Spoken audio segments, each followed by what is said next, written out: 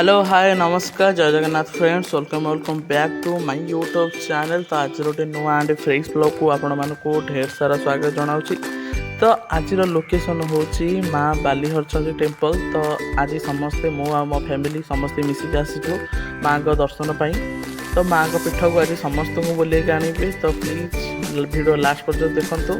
तो आज मॉर्निंग रू आम समस्ते बाहरी सारी माँ को पीठ को दर्शन करने। तो फास्ट आमको सातपड़ा क्रॉस कर जावाक पड़ो ब्रह्मगिरी। तो से आम भेसाल सहारा नहीं तो भेसाल आम समस्ते आस्ते आसलु। तो बर्तमान आम जाऊँ सकाल सकाल चिलिका मॉर्निंग व्यू बहुत बढ़िया लगुला। तो बहुत सुंदर लोकेशन। तो आम जा बुलिकी आसलु। तो बर्तमान भी जाऊँ लोक मैंने देखिए बहुत खुशी लगुला।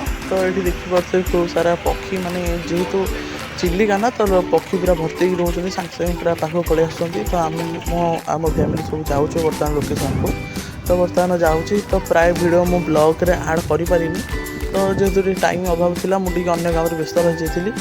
तो बर्तमान आम हरचंडी माने माँ को पीठ पहुँची सारी। तो देखिए केते सुंदर जगह। तो सांग मैंने आउ गोटे कथा जो मैंने भी बाली हरचंडी माने माँ को पीठ को जा सारी प्लीज कमेंट बॉक्स में येस बोली लिखिदेवे। माने मुझे जानना चाहिए मो भली जो मैंने जाइछंती।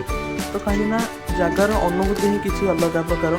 तो मोर जहाँ अनुभूति मुझे आपको जनाऊँ जार भी जहाँ किसी जानवर अच्छी कमेंट बॉक्स में जन करेंगे। तो फास्ट टाइम पर मुझे जगह जाइली माँ को दर्शन है बहुत।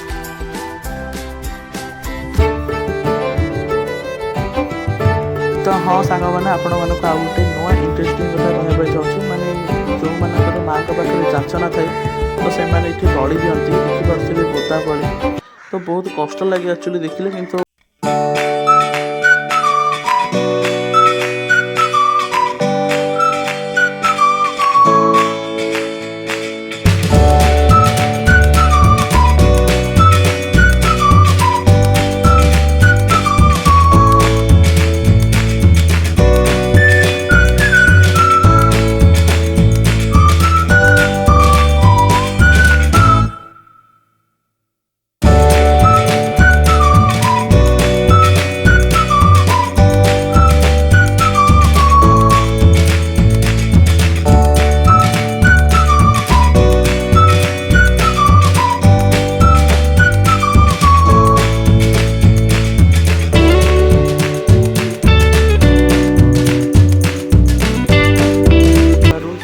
धन्यवाद।